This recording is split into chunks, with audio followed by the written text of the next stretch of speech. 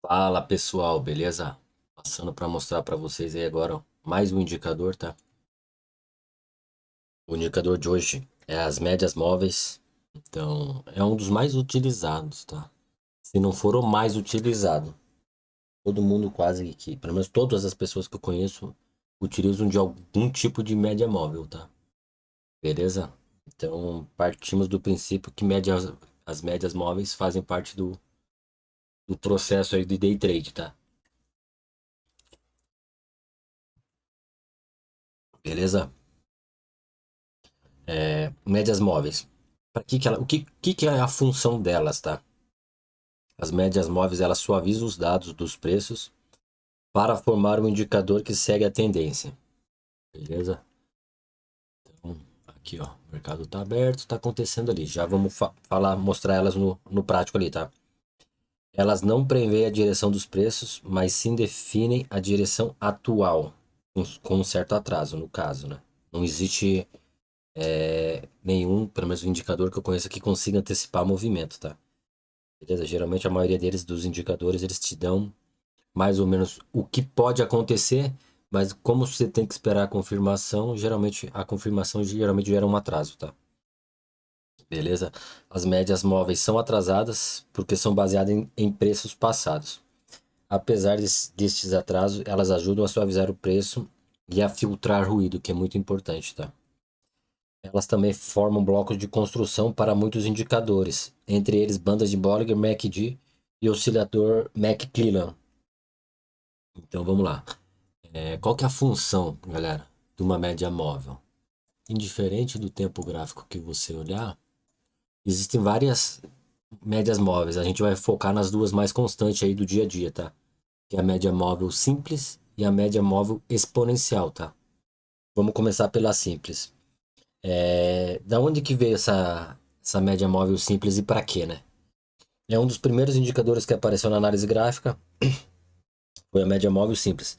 Por sua facilidade e simplicidade de uso, até hoje é um dos maiores, dos mais utilizados, beleza?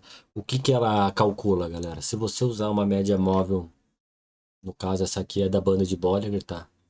É uma banda, é a média móvel de 20.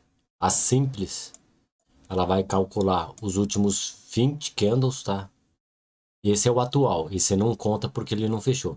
Então você vai contar desse anterior para trás 20 candles, ele vai te dar essa suavidade da média aqui, beleza? Por isso que ela vem descendo e agora ela lateraliza. Porque se vocês contarem aqui tem 1, 2, 3, 4, 5, 6, 7, 8, 9, 10, 11, 12, 13, 14, 15, 16, 17, 18. Tem mais de 20 aqui, tá? Então por isso que ela fica fazendo a média aqui em cima. Ela pegou daqui praticamente aqui e fez uma média entre elas, né? Então todos os candles aqui, eles têm o mesmo peso.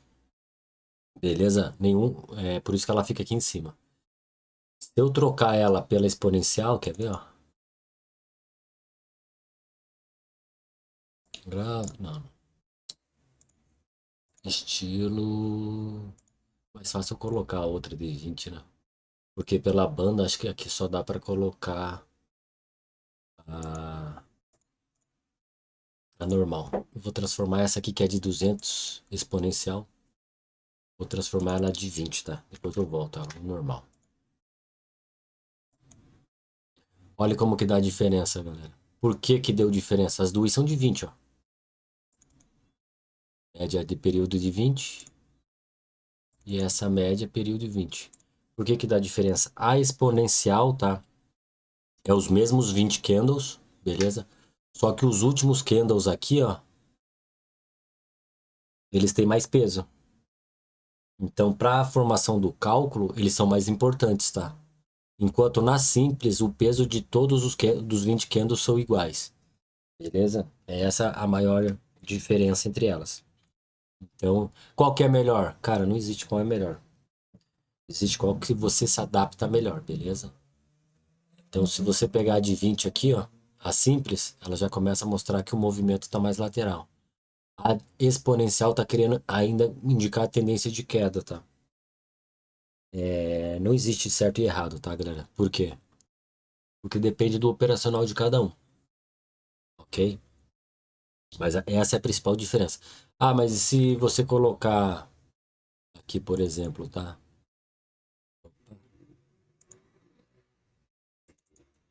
Vou colocar de 200 aqui dentro, beleza? Só para vocês verem. Aonde que ela foi lá. Se eu transformar essa aqui em 200, aonde que ela tá lá em cima? Por quê? O racional é igual, tá? Aqui a gente pega os últimos 200 candles, beleza? Aonde que tá a média simples aqui, ó. Isso aqui é a banda, tá? Aqui é a média móvel de 20. Beleza? Aí você vai falar, nossa, mas tá bem parecida, assim. Mas qual que é o maior fator aqui, ó? A exponencial, entre aspas, ela sempre vai ser um pouco mais agressiva, tá? Por que agressiva? Porque ela vai levar em conta os tempos gráficos mais recentes ali. Então, se você pegar de 200, os últimos 10, 20, 30 candles ali tem muito mais peso que aqueles que perto dos 200 lá, do que os 180 a 200, tá? Então dá diferença no cálculo aí. Beleza? Enquanto a simples, os 200 candles são iguais. É isso que é o diferencial, tá? Só deixa eu regular agora aqui, ó. Vamos usar elas agora num contexto de operação, né? Não, tá certo. Então vamos trocar aqui. Vamos colocar no S&P, galera. O que a média de 20 simples tá me mostrando? Ela tá traçando que o S&P tá começando a pegar um canal de alta, de baixa, tá? Então você, ó, topos descendentes, começando a pegar um canal de baixa. O que chama atenção aqui, ó? Veio, beleza, perdeu a parede, voltou na média de 20, não pegou pressão. Quando não pega a pressão aqui e a média de 20 já tá, entre aspas, tá? Analisando uma possível continuação de tendência, eu já olho para cá, ó, pro fundo de novo. Por quê? Se começar a acelerar, a média vai me indicar um pivô de queda. Média de 20, beleza? Enquanto essa outra de 200, ela pode ser o meu alvo, tá? Então vamos supor assim, galera. Veio, testou média de 20, vai armar pivô de queda aqui. Confirmou pivô. Aonde que é meu primeiro alvo? Média de 200 abaixo. Por quê? Cara, se não pegar muito fluxo, ela tende a chegar perto dessa média de 200 e as médias tendem a segurar, tá? Alguns movimentos.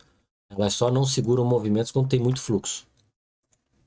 Então você pode projetar tanto para alvo quanto para ganho, tá? Como assim para ganho? Ah, vamos supor assim, galera. Se ela segura o fundo aqui, ó, ela arma um W, beleza? Que é uma das figuras de reversão de tendência. Por coincidência, a média de 20 está no pescoção ali do W, né? Aonde que seria a compra ideal? Quando o candle fechar acima da média de 20. E aonde que eu projetaria? Na parede lá em cima. Beleza? Então, eu quase nunca abro operação, tá? Contra uma média. Por quê? Cara, porque para você abrir uma operação contra uma média assim, ó, que nem nesse caso, já está em tendência de baixa. Dá para perceber que a média de 20, o gráfico está respeitando. Toda vez que testa ela, não pega a pressão, devolve. Então, por que eu vou abrir uma operação contra a média de 20? Eu tenho que esperar graficamente fechar acima, porque já é um sinal que eu venci aquela média, e aí tentar pegar a continuação do movimento, né? Mas não operar contra elas, tá? Tem muita gente que opera também cruzamento de média. Só deixa eu dar um exemplo para você. Deixa eu colocar essa aqui como 9. Ou 10, 15, do jeito que vocês quiserem, galera. Tem gente que opera cruzamento de médias, beleza? Toda vez que a média mais rápida, que é de menor, beleza? De menor, entre aspas, candles aí, de menor potência, cruza a maior, então vamos por aqui a de 9 cruzou para baixo a de 20. Aqui validava uma venda, beleza? E se for o contrário, mesma situação. Ó, a de 9 cruza a de 20, compra, beleza? Só que assim, não é tão simples, tá, galera? Você tem que entender um contexto e tal. Mas tem gente que usa esse racional aqui. Vamos colocar no ouro aqui para a gente analisar. Ó, a mais rápida, que é a menor, acabou de cruzar 20 para baixo, possivelmente indicando uma venda. Aonde que eu tenho que olhar agora? A parede lá embaixo. Elas indicam bastante. É legal de operar com médias, tá? Eu gosto de operar. Eu não uso a média nesse contexto aqui, tá? cruzou para baixo, cruzou para cima, porque você acaba pegando muito sinal falso, tá? Por exemplo, aqui, galera. Passou para cima, indicava uma compra, tinha estopado a operação. Então vocês têm que entender o contexto, tá? Ó. Aqui também, ó. Passou para cima, não pegou pressão, o movimento desceu, provavelmente estopava a operação. Aqui dava ganho. Então não existe 100%, galera. Vocês têm que entender o contexto que está sendo alocado ali. Beleza? Mas num contexto geral, elas servem tanto para dar entrada, para quem gosta desse tipo de movimento aí, né? Pega uma mais curta, que seria de um tempo gráfico menor, né? De 9, de 8, de 5, de 3, aí vai de acordo com o perfil. Contra uma mais longa, que seria de 15, de 20, tem gente que usa de 50, tem gente que usa de 100. E aí dá para você operar essas duas maneiras, tá? Você usa elas como indicadores da tendência ali, beleza? Eu uso mais como indicador de tendência, tá? Eu não uso como, entre aspas, esse tipo de entrada. Mas tem pessoas no mercado que adoram utilizar cruzamento de médias como um setup de entrada, tá? Tá certo, tá errado, galera? Não existe certo e errado, existe ganhar e perder, tá? Se o cara faz e ganha, tá certo. Se o cara faz e perde, tá errado. É assim que se resume, beleza? Mas é essa a ideia de média que a gente tem que ter aqui. Porque é uma média mais prática, tá? Uma leitura prática e objetiva. Beleza? Você pode usar ela como um indicador de tendência, lembrando que a média é simples. Se você estiver usando a 20, né? Ela vai contar os últimos 20 candles e os pesos vão ser iguais. Se você estiver usando a média de 20 exponencial, são 20 candles também, só que os últimos candles têm mais peso, tá? Por isso que dá diferenciação numa média entre as médias ali. Beleza, pessoal?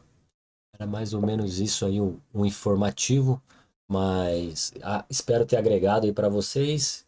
Estudem, tá? Indiferente se vai estudar usando a média como tendência ou como sinal de entrada. É bom você, principalmente quando você usa como sinal de entrada, tá? É bom você saber o contexto, porque no mercado lateral vai dar vários sinais de entradas e falsos, tá? No mercado de tendência pode ser que seja um pouco mais assertivo. Beleza, galera? Obrigado aí pela audiência de vocês, pela companhia. E até a próxima aí.